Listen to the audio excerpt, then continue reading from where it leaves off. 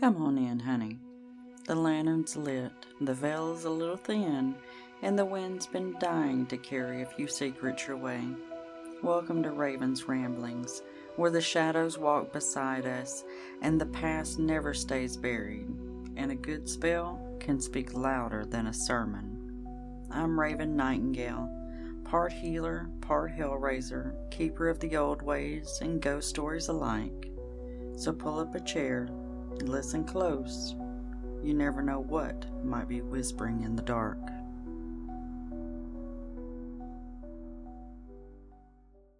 Hey y'all, welcome back to Raven's Ramblings.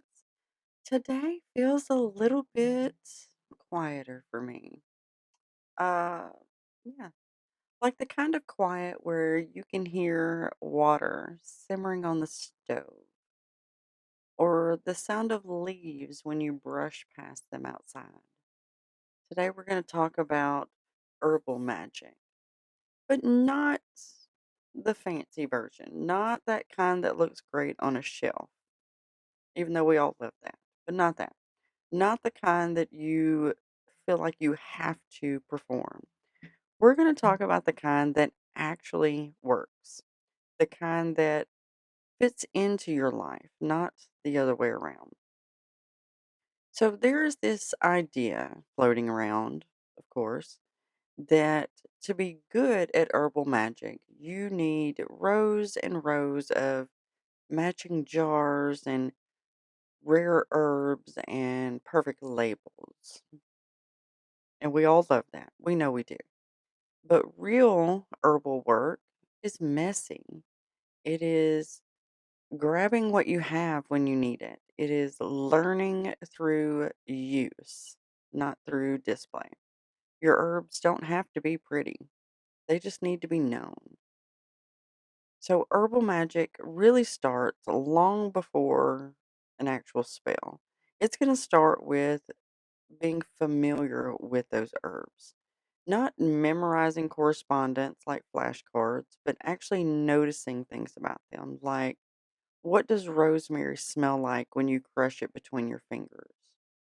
Yeah, the real stuff. What does chamomile feel like when you drink it? Not just physically, but emotionally. Does basil make you feel comforted? Does cinnamon make you feel more sharp and active or warm and protective? And that is how you learn herbs through the experience. So let's slow down a little bit because this is where your practice is really going to start to take shape. Not with 100 herbs, but with just a select few that you actually understand. Let's start with rosemary because I have a crap ton of rosemary. Because rosemary is one of those herbs that just shows up. It's good for protection and clarity and memory. But in real life, rosemary's the herb that you would reach for if something feels off. Yeah.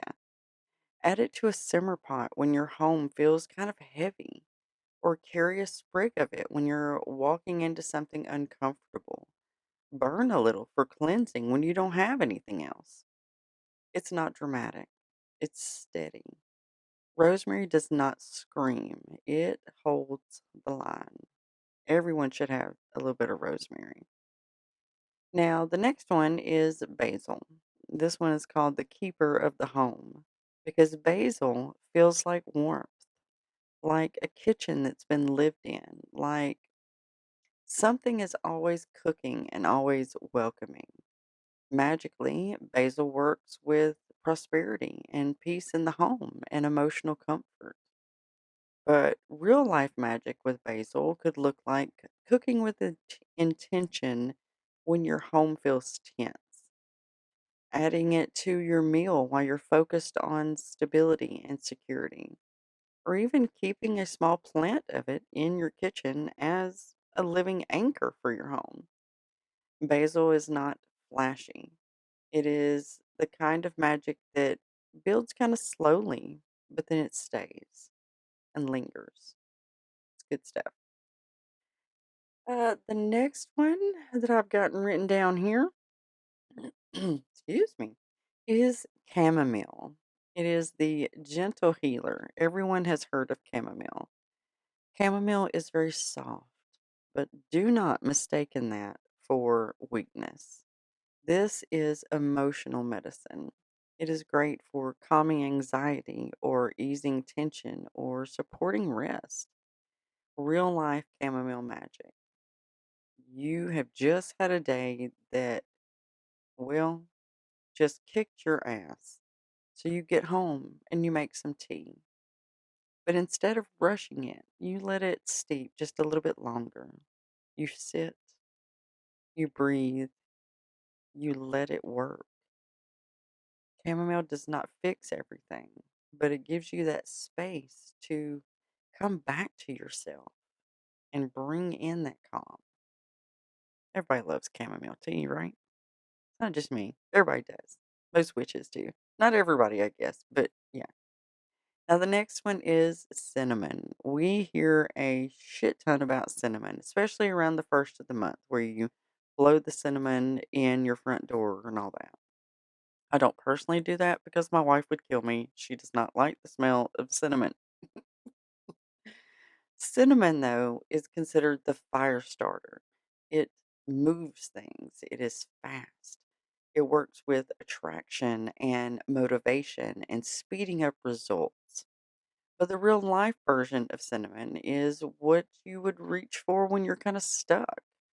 You would sprinkle it in your coffee before a hard shift at work. You could add it when you need a little extra energy or confidence, or even use it when something needs a little bit of a push forward. It is not subtle, it will punch you in the face. Cinnamon says, "We're not staying here." Cinnamon says, "I'm going this way and you are coming with me." Cinnamon's pretty powerful. Now, garlic. Everybody has garlic. Okay, everybody in the South is going to have garlic because we cook with a lot of garlic. Garlic is the boundary setter. It is very blunt. It is protection and warding and defense, but not necessarily in a dramatic, spooky way. Garlic is the herb of boundaries. It is great for keeping negativity out and strengthening your personal space and standing your ground. Yeah, it don't take no bullshit. Real life garlic magic. You do not need a spell. You just need space for garlic. You can cook with it. You can carry it. You can just use it. Some people, I've seen people just chew on cloves of garlic. I cannot do that. I love garlic, not that much. But garlic does not ask permission. It just keeps things out. Period. So if you want to branch out a little bit more, because these are some of your basic herbs. They're great. Almost every kitchen has the majority of these. But if you want to go a little bit further, you can go with lavender. Lavender is great for peace and sleep and emotional balance. I actually burn lavender with my altar candles a lot of times. Another one is bay leaf. Once again, another thing we all have in the South. Bay leaf is good for wishes or intention setting or small manifestations. It's amazing. I don't even want to think about how many bay leaves I've gone through over the years, but yeah. Another great one is peppermint. Now, I personally love peppermint. It is great for clarity and energy and mental focus. I have candles that smell like peppermint. I have peppermint oil for headaches. I also just have peppermint candy everywhere because I love peppermint. And you do not need all of these herbs at once. Let your practice grow naturally, like a garden, not like a shopping list. And by all means, plant these things. If you have a green thumb and you want to plant herbs, start with these. Most of these are fairly basic, fairly easy to take care of. Start with that. Fresh herbs are always better, I guess. But if you can't have fresh herbs, store bought is always fine. Most of mine are store bought because I do not have the green thumbs. I'm working on it, but I don't have it yet. So let's bring this back to reality. You are not always going to have time for a full ritual. I do not personally have time for a full ritual every week or sometimes even every month. I really just don't. My brain will not allow me to do that sometimes. But we all have those moments where we're stirring our coffee or our tea, or we're cooking dinner, or we're making our tea, or we're sitting in our car before we go into work. Does anybody else do that? I go in a little bit early and sit in my car for a little bit, get my brain in the right space. Yeah. Now, those moments, that is where your magic lives, not in elaborate setups, uh, not in all the things, but in repetition, in your intention, in consistency. You don't need more herbs or better tools. You don't need to look like a witch. You just need to practice it. Even the simple things, even when life is being simple, even when it's quiet, even when no one sees it. Actually, especially then, because that's when it means the most. I'm getting tongue tied here. Now, a quick reminder about herbs. Okay, herbs are medicine. They can be medicine too. All of our modern medicine pretty much derived from some type of herbal remedies from millennia ago. So, if you are going to ingest any of these herbs, always check your interactions with any medications that you are on or any health conditions that you have because there is power in those plants. And part of that power is respecting them. Okay. So take care of yourself on that.